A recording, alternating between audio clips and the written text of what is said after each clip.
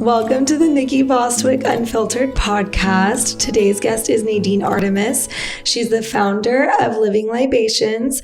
This is the second time I've had her on my podcast, and I'm so excited because I've learned so much from Nadine through the years, and I've watched her speak at different conferences. I listen to her talks on YouTube. I love all of her products, and I'm just excited to have you on the show today. I'm so happy to be here with you today.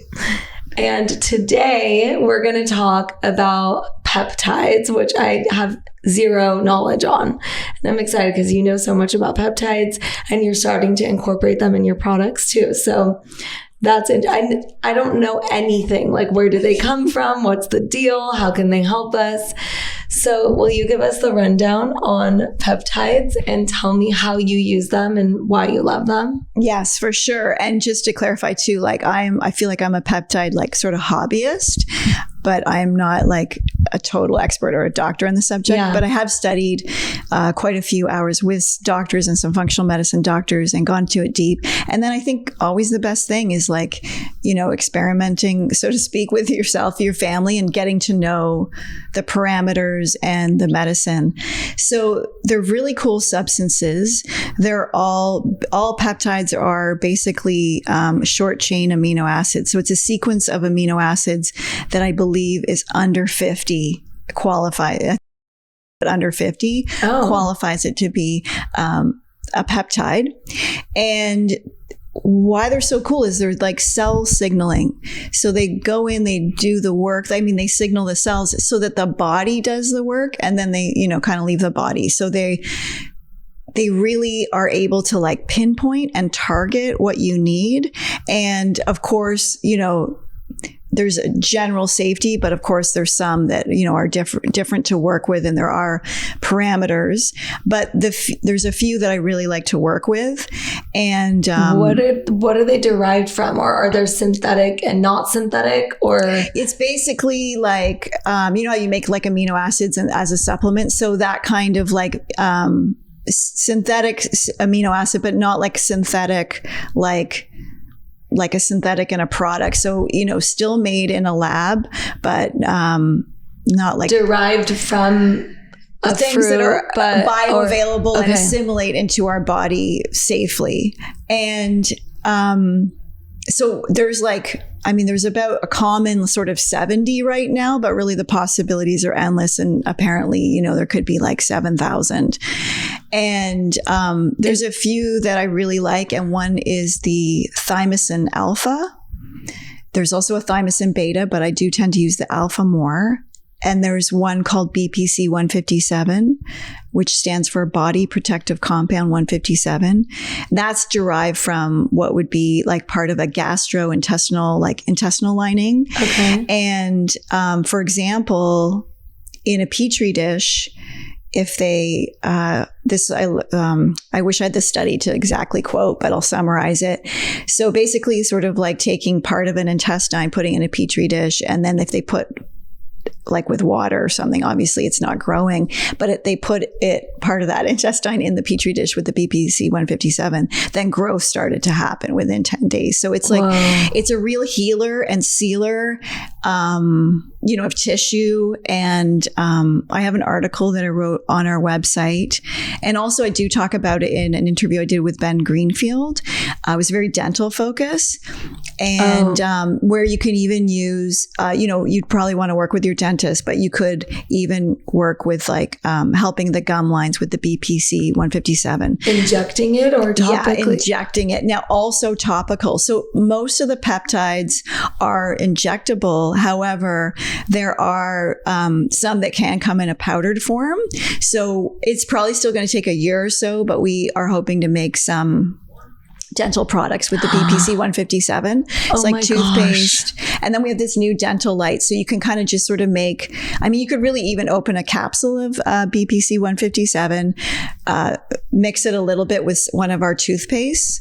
I like the new triple mint one we have, which has the nanohydroxyapatite, which is very repairing for the teeth. And then you could just sort of make a little mix and then just put that into the BioLite and then just hang out with that in your mouth and help heal your gums and stuff. Oh my gosh, I need that. And how long would you use that for? Like 10 minutes? Yeah, 10 minutes, like in the morning and in the evening? Well, I like to do, there's a red light and a blue light. So like maybe do the blue light in the morning and then the red light at night. Of course, we don't, want to do any blue light at night. Yeah. So the BPC 157 is just amazing. And then also, for injuries, people have injected it sort of near the site, like for a knee or whatever, but really you can inject it. Like it's just an injectable. It's like from the fleshy, it's not like in the veins or anything. So it's very safe to do at home once you get the hang of it. So even if it's for your knee, you could just literally, put it in your hip, or the kind of places that people do it are the stomach. You just grab that little 1 inch area, or like the hip or the arm or the thigh. Those are some areas. I usually just do the hip. It's so fleshy, it's always safe. And then thymosin alpha to me is just like gold. It's so, it just makes your immune system so strong, and it really takes away any kind of inflammation in the body. So it is good for injuries. It's good for your immune system. It's good preventatively. It's good like post or like during, if you're experiencing any kind of viral load or anything like that. We're always doing like a little injection before we go to the city or before we get on a plane or do travel. Oh yeah, that makes sense. So to protect yourself. Yeah. And really, I feel like even with something like thymosin alpha, like just that one peptide, like you could get to know that for a few years before you're even moving on to others. Like you could just be exploring that one. And we do some biological testing through True Diagnostics. So I've been able to see True Diagnostic. Okay. It's sort of one word, a TRU and then diagnostic together. My friend Ryan over there is really awesome. And he's neat. I knew him from the peptide world. And then he started this company, I think with some other folks. So they're really like... And it's cool because they know like what people, it's not just some random thing, and they know like the peptide people, and they're seeing, the changes like what's working and what isn't. So I like doing that because you're kind of you can go into detail that's pretty I need to do this for my kids. Yeah. It's just a drop of blood. Yeah. So you do the test at home, you can with True Diagnostic, and then they can kind of give you a rundown of maybe even recommend what sort of peptides could be good, or maybe I don't know if they do that. Doctor, like you could, but and again, they'll do a general overview, and then but you could, if you really wanted to go into that data, like you could see like if you smoked when you were a teen and now you're 40, is that still in your body? Whoa. Or like if you had some kind of formaldehyde exposure, they know it would it reads 900,000 DNA methylation sites, and it's nothing like that sort of a 23andMe thing. It's not even like not even the same situation. And there are others out there, but I really like them. And I feel like the earlier you can do it, and then you can kind of just see the general signposts, like are things moving in the right direction with your immune system? And we've been seeing like our cellular age is getting lower and lower. Whoa. So as I've done 3 years of testing now, and every test, the numbers are getting better. And what about oxalates? Can it measure that? Oh yeah, that's a good question. I don't know. Like again, I haven't picked apart the data big time because you have to do that with somebody that knew. But for oxalate tests, like the OATS test, which is it stands for Organic Acids Test. Okay, that'll even tell you about heavy metal situation, oxalates, and everything. That's more like it'll tell you it's over time. It's not just like that day that you took it. You know how some tests it's kind of like I'm not totally sure on the OATS test, but that is the one. I actually haven't had that specific test yet. Okay, but that's what to do for an oxalate test. Yes. For my kids who have a mitochondrial situation, then I would definitely do True Diagnostic, because then you also have that early roadmap for their whole lives, and then you can see, oh my God, did something go great or like whatever, So I've got my son doing it now, so he's 2 years in, and everything's looking good, and he's doing really well, which is awesome. Oh my gosh, his cellular age was showing as like first time we did it as like a 5-year-old. That's so good. His immune system was really good. So, but with peptides, you would, if someone wants to start getting into peptides, who would they reach out to? Just because not every functional medicine doctor knows about this. They don't. And then, obviously you do want to work with your doctor, but then sometimes too, it can be a bit prohibitive, because then there's their whole markup in their system and then where they're getting it from. But really, you can really educate yourself. I have a friend, Nadine Artemis, and she has a podcast, which I can't remember the name right now, but something like biohacking something. And she goes deep into the peptides. So she'll have like probably a whole episode just even on thymosin alpha. Okay. So I feel like, you can do a lot of like deep education by like, find like 5 podcasts on thymosin alpha. Or she also really goes into the bioregulators, which I was going to talk about next. So those are the injectable ones. And I also like one called Epidolon, which is the pineal gland one. Ooh. Yeah, because Everyone much needs that. Yeah. So much is going on there. And what I found by taking that and also combining it with one of the bioregulators for the pineal gland, and the bioregulators are capsules. And if you want to learn more about the bioregulators, again, Nadine Artemis, but she interviews, or you can look for his interviews, but his name is Bill Lawrence. And he's a really awesome guy. And he's in his 70s now, and he's got his age down to in his 30s. Oh my gosh. Yeah. That's and crazy. His wife so too. It's obviously anti-aging. And so the Epidolon and the other pineal gland bioregulator, I know these are a lot of weird words because it's called endolutin. I didn't name them. Endolutin? Yeah. Okay. So those are the pineal gland ones. And what I found, I think the main secret that's made my telomeres stable. Yes, I was going to ask about telomeres. Yeah. Is those two. Okay. Because it's really connected to the pineal gland. And so would you say, because, so many people in Orange County and beyond because of social media, I don't know what the deal, everyone loves Botox. And obviously I'm not a big fan. I don't like to judge people, but I think, why would you ever do that? So do you think that this is something that you would recommend someone who wants to not use Botox? Well, yes. I totally get why we're in a Botox state of mind right now, because it's like there's so much pressure. And fillers. People don't want to age. Which I think there's so much beauty when it comes with aging gracefully. Yeah. I mean, hopefully we can pull that off. But for sure. So it's like so understandable, and it can be quite, strange when you sort of wake up at 50 or whatever, or, oh gosh, I think people are doing Botox in their teens now. They are. But anyway, and you're just like, sort of things are changing. But to me, I always want to get into the root and get underneath it all. And of course, a lot of things go back to the mitochondria. So Botox or fillers literally do not get to the root of anything. And there are side effects, and we don't even know all of them yet. And even it was just last month that a paper came out that fillers are affecting the lymphatic system, and therefore, there is some, I think it was cancer. Like there's some diseases associated with it, right? That.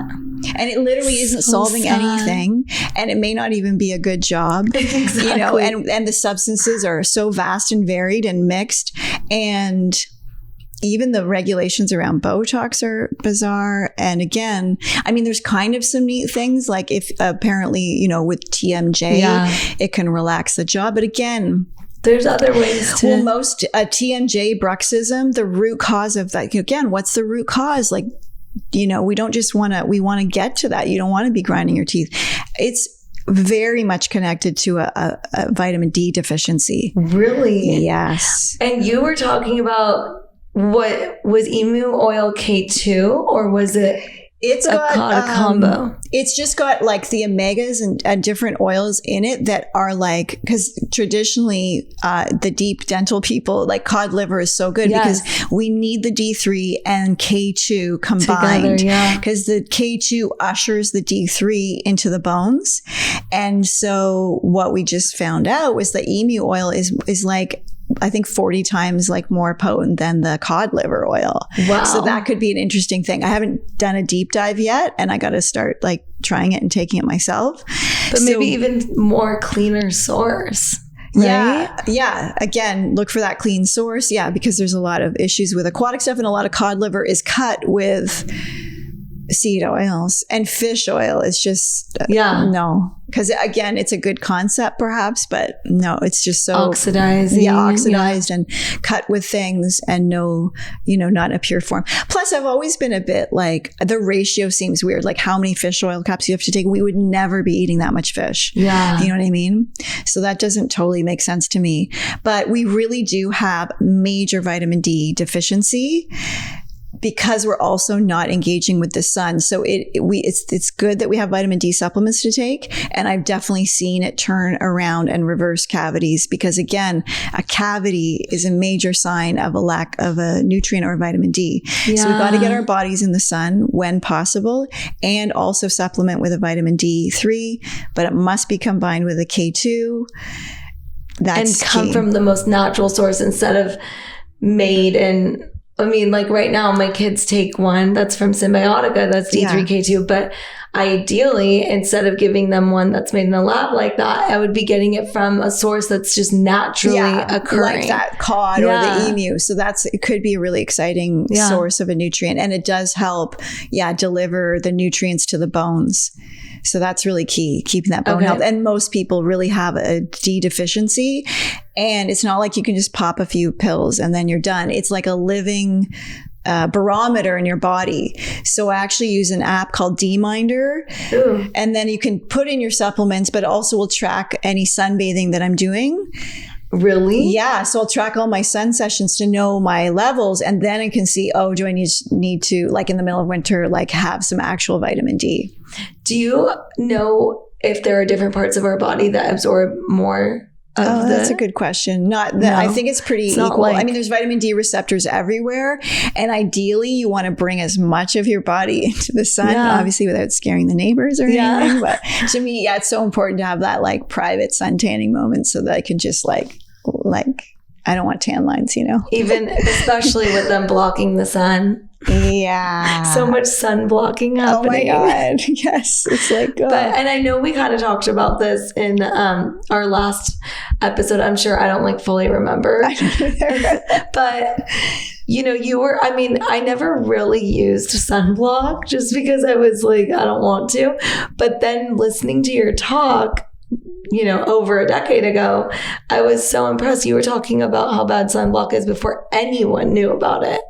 And I love, you're the reason why I try not to go in the sun peak hours and only go outside of like a 10 to 3. Well, you can do, you can do the peak hours a bit. So on an ideal day, let's say it's an ideal sunny day. So I would be watching the sunrise and getting that time in. And then, if it's summer, then I'll even stay out for a bit because you're getting the near infrared, you're getting all the red light. So the UV ultraviolet, that's the violet. So if we think of a rainbow, you've got red, orange, yellow, green, blue, indigo, violet.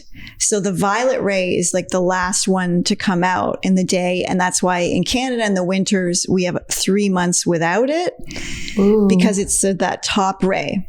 And that's the one that's going to get you the tan. And that's all the controversies about the violet ray. Okay, so the near infrared also, so the red light spectrum prepares you for the violet rays as well. Oh my gosh. And then also, if you know this, I think it helps make red light therapy make more sense. And red light therapy is a great thing because we are literally supposed to be out in the mornings getting that red light. And I found this so fascinating because we generally know about melatonin and we generally know it's secreted from the pineal gland at night and it helps us sleep. That's kind of like what we all know. But that's only about 5% of the story. So what's supposed to happen is that we have exposure to red light in the morning, and that generates an intercellular melatonin in the mitochondria. Oh my gosh. Yeah. It's like a daytime thing. And it's this mitochondrial medicine. And I really feel like melatonin and the mitochondria are like ancient dance partners. Wow. So what happens is the ATP, which is the conversion of like food into energy. And no matter how healthy you are, there's like a byproduct of that, which is the free radicals. So there's like a heat that's kind of made from that activity, which is happening all the time. And so melatonin, because we went out in the morning and got it with the red light, acts as a coolant fluid for that heat from the ATP conversion. Oh my gosh. So it's actually a mighty antioxidant, and melatonin generated in that way in our intracellular is more potent than glutathione, more potent than vitamin E or vitamin C. It is like the mother of all antioxidants. And so do you recommend supplementing with it ever, or? I do, in the sense of like, so I did try it a couple times, like, years ago, and I just like that thing at night, like the tablet, and I just didn't do well on it. Like I felt like I didn't sleep. I mean, it definitely knocked me out. And then I just felt like I kind of skimmed over my sleep and I felt hungover. Yeah. And so I just didn't bother with it again. And then apparently that's about 30-40% of the population. They don't totally vibe with it. But then I went into the work of Dr. Russell Ryder, who's like 80s, and he's been taking melatonin since he was in his 20s. And he's like, you can go and find like his 2-hour lectures on YouTube. And it's like really exciting if you're into that. And then Dr. John Lawrence, he's a fun doctor out of Florida, and he does like endonasal cranial, and he wrote a book on melatonin as well. And he also talks about like high dosing the melatonin and using it in the day. That's crazy. Yeah. And if you have like what I had, whatever that is, you could have it like really anytime up until about sunset. And then I don't get that thing of like not sleeping very well. So you use it during the day, and then when you go to sleep, well, maybe just do it in the day. Yeah, but I mean, when you're sleeping, is it? Then it just works. It's just there. It's just been a part of like your day. Yeah, and it doesn't feel like this weird extra thing. And I don't take those tablets, but he makes like some wonderful products, and sometimes we even make our own. So you can just make your own like melatonin suppositories, and he also sells the Mitozen, and then you can have this like time release. As a suppository. Yes. I love a suppository. I don't know what it is, but I just like... It really makes sense. It does. And he does super high doses. So I have done months of taking 400 micrograms, not the 1 or 2 like that you normally take, right? 400 like in a suppository? Yes. And then you don't get hungover? No, I don't get, no, I found like it was really quite life-changing on so many levels, because it's it's so good for your hormones. There's no negative feedback loop. So you can take it and it doesn't, dampen your own production.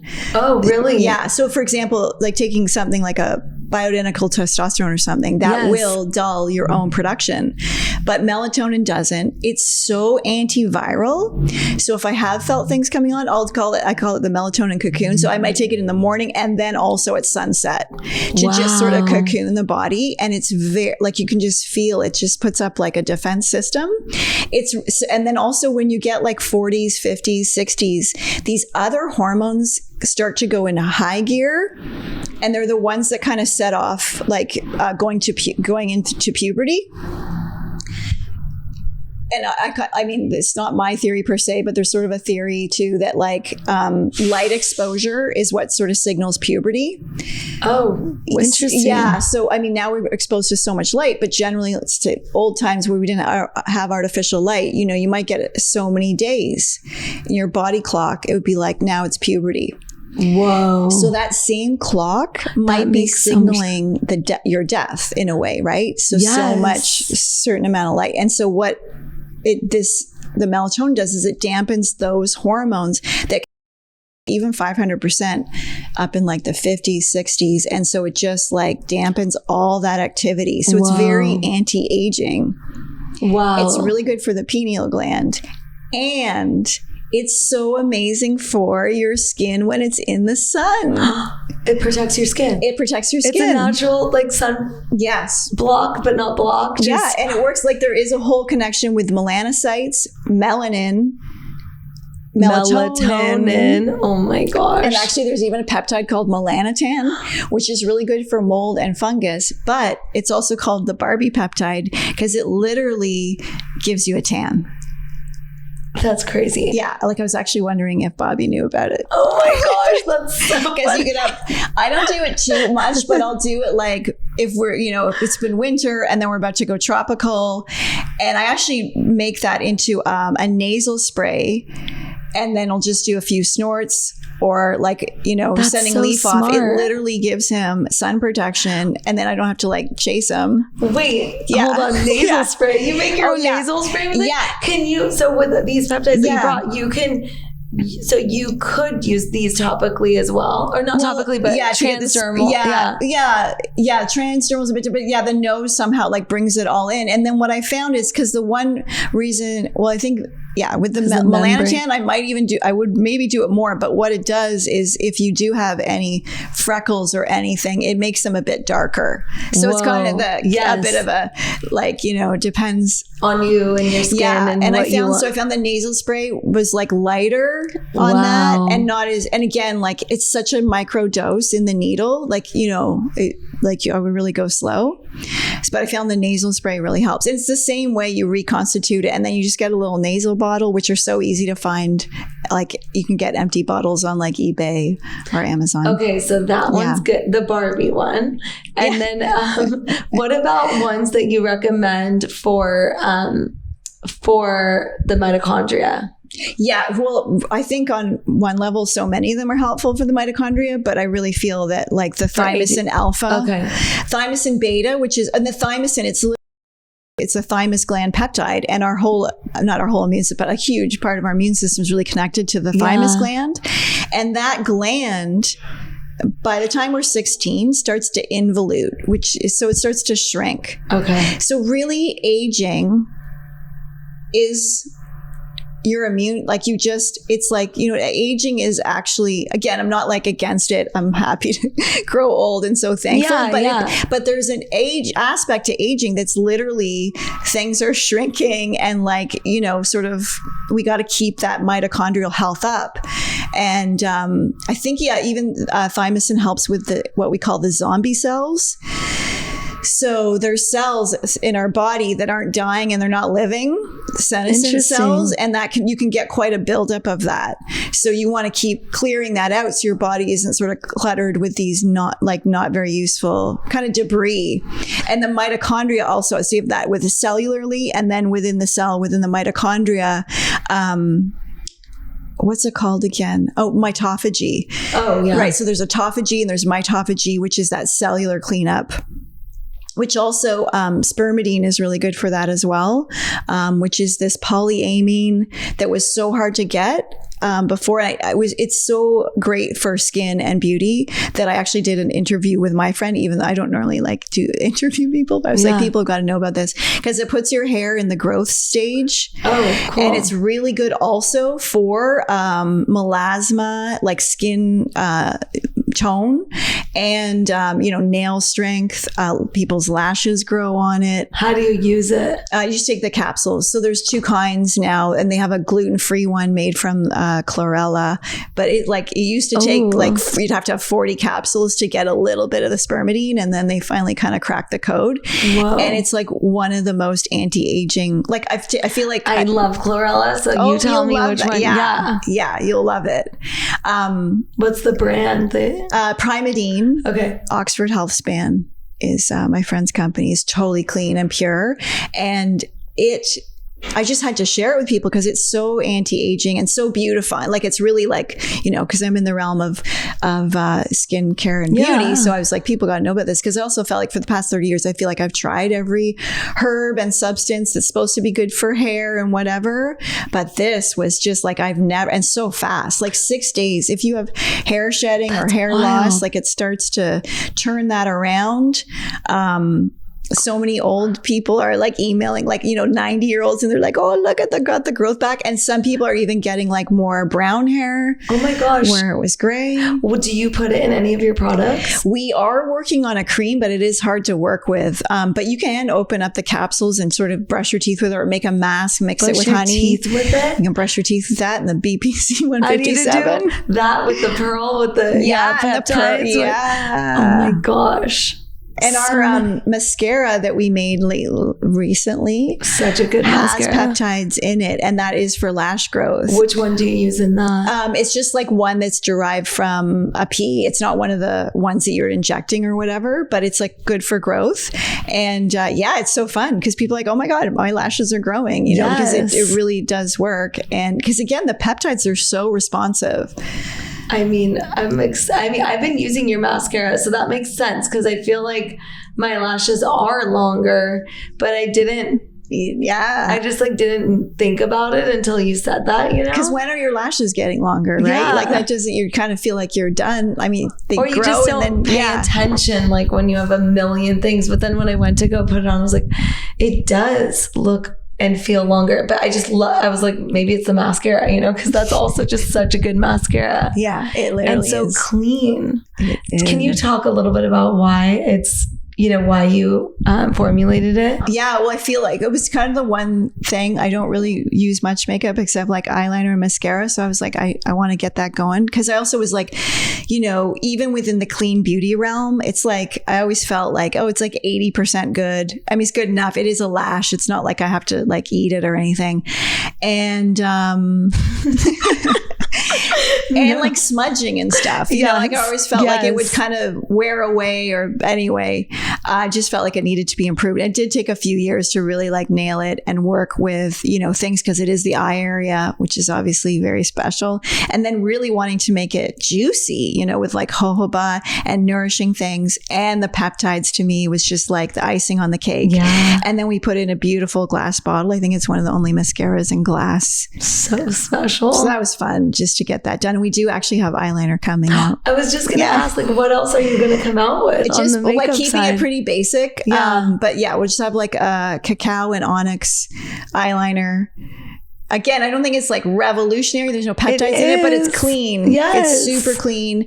And to me, it's got that like perfect amount of like it can smudge, but not smudge, you know, like, but be soft or sharp, however you want it. And then we have our, we have like the shimmers, and then I love the shimmers. So those are and good. They smell so good. They smell so good. You just feel and like it is an eyeshadow or cheek highlighter, and then we have our blushing balms. I love those too. I love my the daughter chocolate uses ruby. it. Oh, that's like fun. She puts on makeup every day, and I'm like, because I'm like, oh, whatever. It's Nadine stuff. It's the cleanest. You could literally eat it. She could eat it. But then I'm like, oh, well, I need to make sure she understands. She can't use other people's. Yeah. Like that's only mommy's because it's your stuff.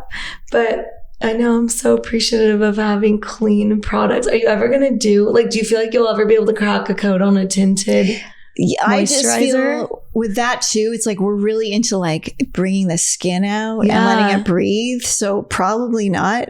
And it's not something I ever use. So that kind of, you know, I know that dictates. Yeah. And the thing that I love, that was like every day we're getting emails from people who are like, oh my God, like my skin is so clear now. I can go outside without makeup. Again, so fine to wear makeup, but how fun when you don't feel like you have to like leave the house, you know? But I almost feel like the Everybody Loves Sunshine zinc one is like a tinted. Many people do that. I know, because I've used it like that, and I feel like it kind of gives that little bit without feeling doing too much. And I love that formulation. Oh yay! It's so good. How do you make it so it's not so white? Well, that was the huge challenge, right? Well, it's like our Everybody Loves Sunshine oil, which is probably over there. But anyway, so we've got this beautiful, so we have the oil, which is like harmonizing your skin to be in the sun. So it's not a block. It's not a sunscreen. It's supportive. It's supportive and it's nourishing, or like after the sun. I mean, and you can use it, I mean, as you would use a best skin ever or whatever. Yeah. So then we want to make the zinc version. So it's literally like the same, but now with zinc. And then we have like natural occurring like pigments in Everybody Loves the Sunshine, because they're also really good for skin repair. And to up them. So like the calendula, the sea buckthorn, the red raspberry all have like natural pigments. And so we just like up that to help as much as we could with the white part, which is amazing. Cause like there's every skin tone loves it. And it's funny because you'll get some people, even with a white skin tone, is too white. Yeah. But then other people are like, it's amazing. So it really is darker and it works. Yeah. So it's like just different for everybody. And I would say if you're feeling it's a bit white, you can always just add a bit of oil or something to that to kind of like blend it in more. It down and blend it. Okay. Talking about sea buckthorn, because you sent me that little pack with like different oils that I just love them all. And I don't know, maybe it was sea buckthorn that I just had on hand or it was in the pack. Yeah. But I started to, because I use your Ozonated doodad like religiously, and I had run out and I was like, I need something. Like I just need something of hers. So I started putting just sea buckthorn essential oil on my face. Oh, nice. And like, I mean, I just like go all out when I do it. But I was like, this is life-changing. It was so good for my skin and preventing breakouts. Like, is that a thing? Or was it just happen to like just work for me? No, it does. It works for people. We at one point, somebody's son was in the Pacific Palisades football team, and it totally cleared up his acne using it, and then also taking a drop internally, and then the whole football team started using it. I just love that all these guys were doing it. These team guys. Wow. So even taking it internally, I haven't tried that. I need to. So the extract you're taking. It's potent. Yeah, the essential oil. Yeah. Okay, yeah, because I love all of your formulations. Like digest the best in sparkling water. Yeah, is so good. Nice. And have you tried the Love Wine? I love wine. Yeah. I'm wearing it right now. Yeah, I put it on just on my wrist, but I need to try it in a drink. Yeah, or like on a piece of chocolate, or like, so good. It's so good. You know, if you ever sort of juice up, like a watermelon, you don't have to juice it, but just throw it in the blender. Yes. And with then you add the Love Wine to that. So good. That's a good one. I love that one so much. So what was the inspiration with the Ozonated doodabs? When did you launch those? Oh, like it was a while ago. I think first we launched the Ozonated gum gel. Yes, which I love. Yeah, and that was, I love Ozonated. We ozonating or whatever. We do that at home. And just Tesla, as you know, so the scientist Tesla, he was the first, and he had a patent. I believe this is like late 1800s, maybe early 1900s. Anyway, so he, through his brilliant mind, decided that if you put the ozone through oil, so olive oil, it holds it. And he started making all this ozonated olive oil, and then a lot of doctors were using that at the time. So I was like, let's bring that back. And so we just started taking our Happy Gumdrops formula and then ozonating that and then creating a gum gel. And then is that what that is? Yeah. I didn't realize that. Yeah. I love it. And then I was like, it's such a beautiful, thick consistency, which is like, you don't always have that naturally in nature without sort of, aloe vera has that, but it doesn't like hold. Anyway, I was like, hey, this makes a great lip gloss. So we made like the world's first like ozonated lip gloss, and it literally gets its thickness from being ozonated. So it's so pure. And then the doodabs, which we've had for a long time, the little family of sort of spot on serums that you can use for bumps, blemishes, melasma, scars, is really good for that first stage. Yeah. Whether it's even an older scar or like a new scar, a new surgery, where you're using the doodab in the first phase because they're really all antiseptic, antifungal, antibacterial. So it helps to really clean and seal and heal. And then you can start, once the skin's closed, work with like an oil. Yeah. Like that then starts to nourish and prevent a keloid. So we love that. And then, so the doodabs are on my son. I don't know if you remember, I asked you, or I had David ask you, when he was born, he had, what's it called when they have the little like scabs? Like just a little cradle cap? Yes, cradle cap. And I was so devastated about his cradle cap. And I was like, cradle cap is because of my gut. No, just like, blaming yourself. It is. And, but then I was like putting doodab on it. Yeah, and it was like so massage healing. it and it clears up really fast. But then, so then ozonated. Yeah, and then I was like, I was like, oh my God, we need to ozonate these because it's just so concentrated. And then with the ozone, you can use it as lip gloss, or again, under the eyes as a balm on that scar or, you know, that thing that you need to heal. They're so healing for that. And we're actually going to come out with, there's 2 new ones because there was 2 of our Doodab family. I'm just looking at them over there that weren't ozonated yet. So our Dew Queen. Which ones? Ooh. And I do love Dew Queen. Isn't it that's my favorite. That's like my desert island oils, like so good. Top 5 or 4. I forget how many are in there. It's frankincense, immortale, peppermint, and rose otto.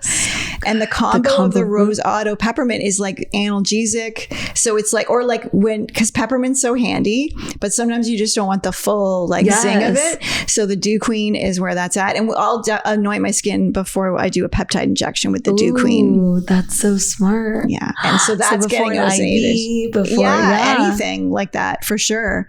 And then the Morning Dew, which is a newer Doodab as well, which is such a gorgeous aroma. Yeah.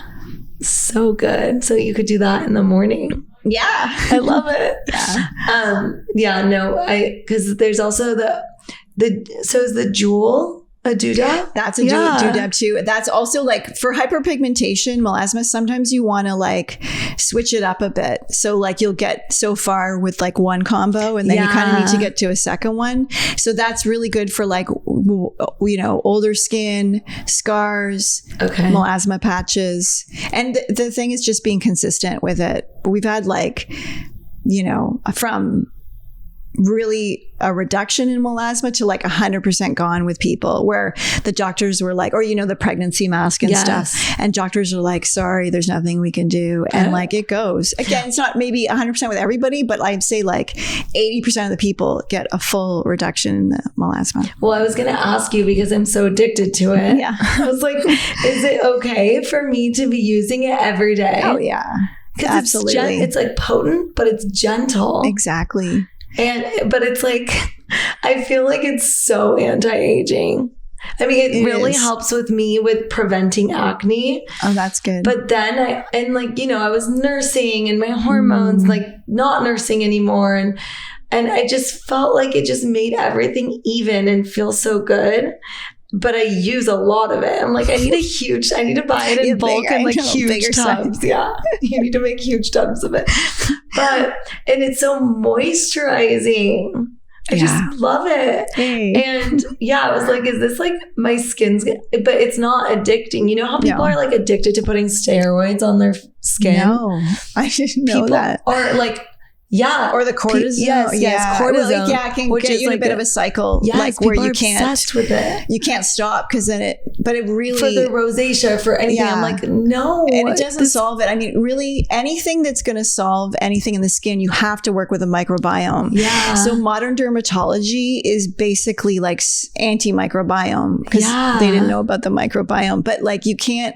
So rosacea is a dermadex mite. It's a mite in the skin. So the microbiome's off. Whoa. And it clears up so easy. People use the Rose Best Skin Ever, one of the Doodabs, and like it's gone. It's gone. Wow. So we have to really care for our microbiome because we can throw it off balance. And basically, like most modern skincare is literally mutating the microbiome or diminishing the variety of species on our skin.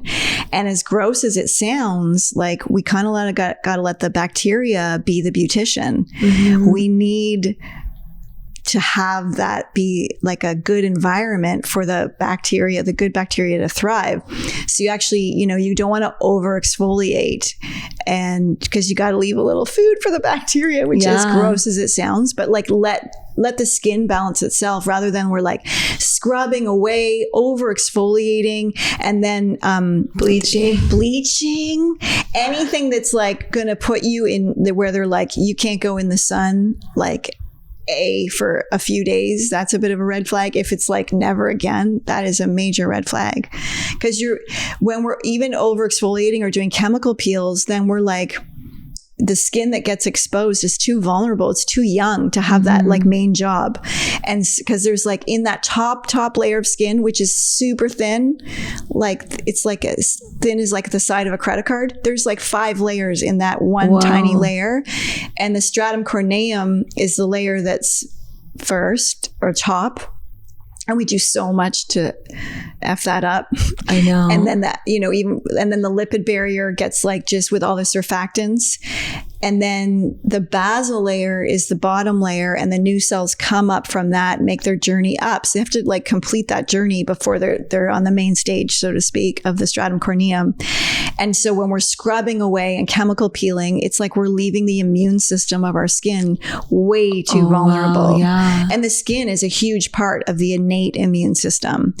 And whatever we're putting on it is like totally absorbed transdermally and without the benefit of a whole digestive process. So it's actually like sometimes more dangerous to put things on the skin than even to ingest it. It's like an open wound. Yeah, almost. because you've got, saliva and then the like whole digestive tract, the liver to help break things down. But when it's right in the skin, it's just going right in. What do you think about, and I'm like blanking on the name, but I feel like you'll know this because it's in like every beauty product right now. Yeah. Is it, it's like hyaluronic acid? Yes. Yeah. How did you know? What's the deal?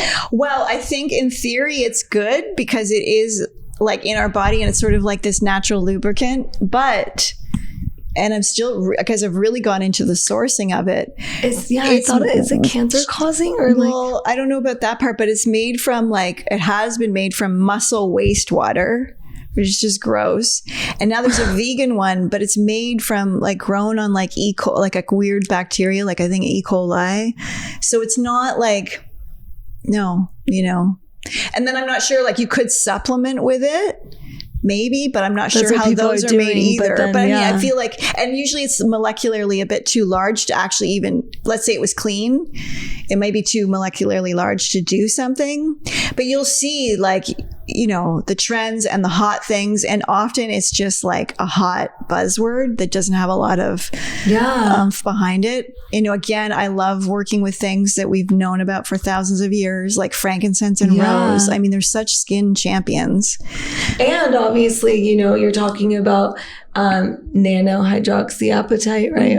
And peptides and all these things because you've seen the research behind it. Yes. You've worked with doctors that use it. I mean, you've been trained in it, but yeah, I feel like that one I was kind of like, So so I don't think topically it's going to, let's just say again, it was clean. Right now, I'm not seeing topically that it's really making that big of a difference. So, but sometimes we get caught up in the thing. And so we think it's making a difference or something because it must, because the marketing said so or whatever. And there's so many ingredients like that come and go.